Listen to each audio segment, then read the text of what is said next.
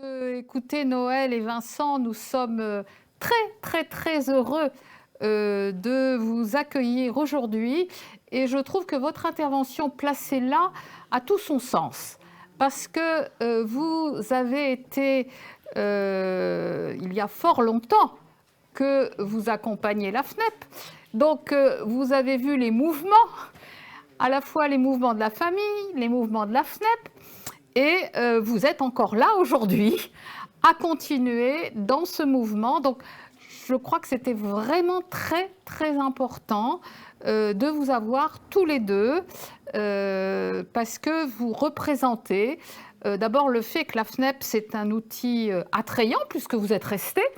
Hein, vous trouvez que ça fait sens, que c'est intéressant d'y travailler, d'y être actif. Hein, donc je crois que c'est important de le dire. Et puis justement, vous avez accompagné la FNEP qui a dû accompagner les mouvements à la fois des parents, des politiques publiques, et puis de notre culture, hein, tout ce qui a été évoqué ce matin. Donc votre intervention fait tout à fait sens. Donc je vais vous donner la parole à tous les deux. Je crois que c'est Noël qui commence. C'est ce Voilà. qu'on a prévu. Donc c'est Noël qui commence, puis après Vincent. Merci beaucoup, Régine. Bonjour à tous et toutes.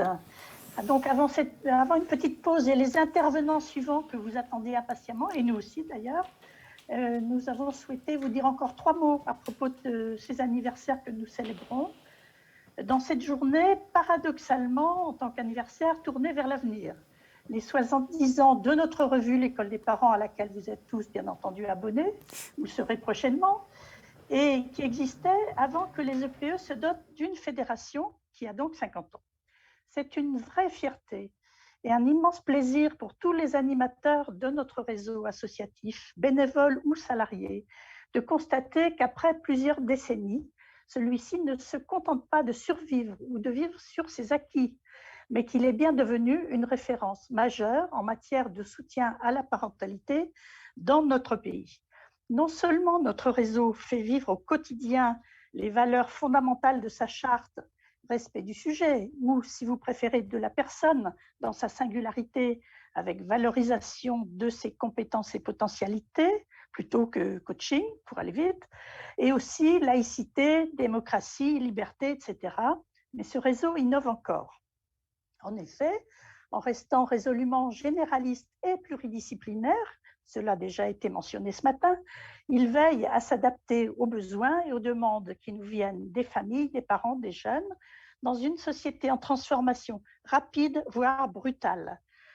Notre réseau des EPE renouvelle pour cela ses moyens de contact et d'information, ses moyens d'évaluation, ses outils d'animation des groupes.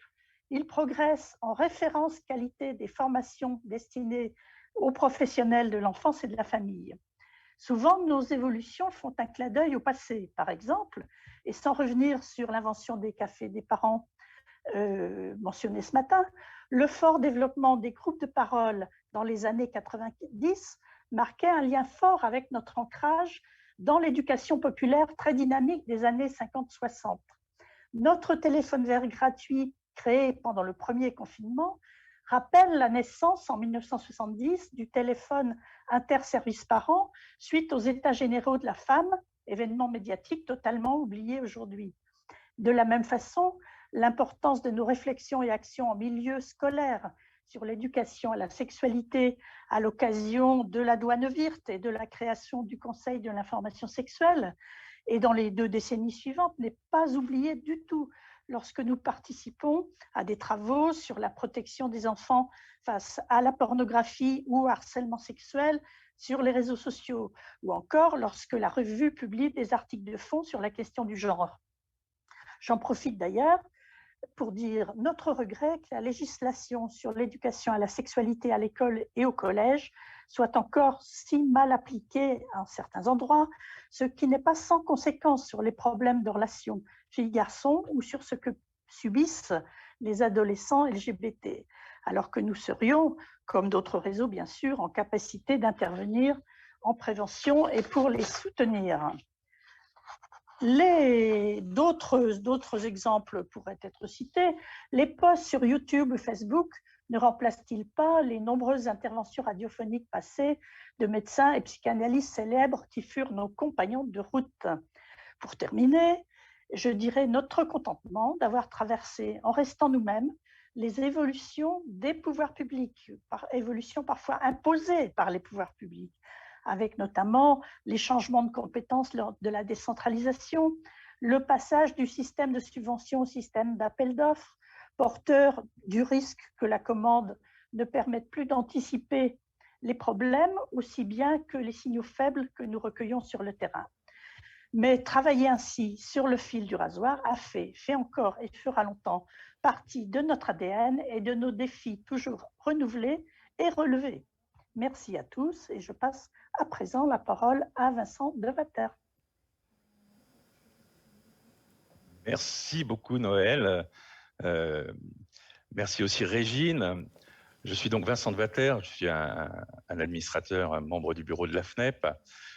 Et les anniversaires, donc j'en ai connu plusieurs, sont toujours des moments qui nous ramènent à notre passé et qui en même temps nous projettent dans l'avenir. En famille, ce sont souvent des moments chaleureux et intenses où l'on regarde les albums de photos et où de nombreux souvenirs ressurgissent et où en même temps on évoque bien sûr les projets qu'on aimerait réaliser. Et bien sûr, il y a toujours un lien entre ce passé et cet avenir projeté. Être parent, soutenir la parentalité, c'est faire vivre concrètement ce lien. C'est à la fois transmettre et rendre possible la transformation. Transmettre pour que l'autre transforme. Ça a été le thème de cette table ronde qui vient de se terminer. J'ai eu l'honneur de présider la FNEP il y a 10 ans, au moment où nous fêtions ses 40 ans et les 60 ans de notre revue. Nous avions organisé pour l'occasion de nombreux événements partout en France durant l'année 2012, année anniversaire qui s'était clôturée par un grand colloque intitulé « Éduquer aujourd'hui les adultes de demain ». Le demain de l'époque, c'est aujourd'hui. Et bien entendu, c'est toujours le même sujet qui nous anime. C'est la même question qui demeure pour les parents comme pour les professionnels de l'éducation de l'enfance et de la famille. Que transmettre à nos enfants et comment le faire pour qu'ils aient le goût de vivre ensemble, pour transformer le monde et construire le leur.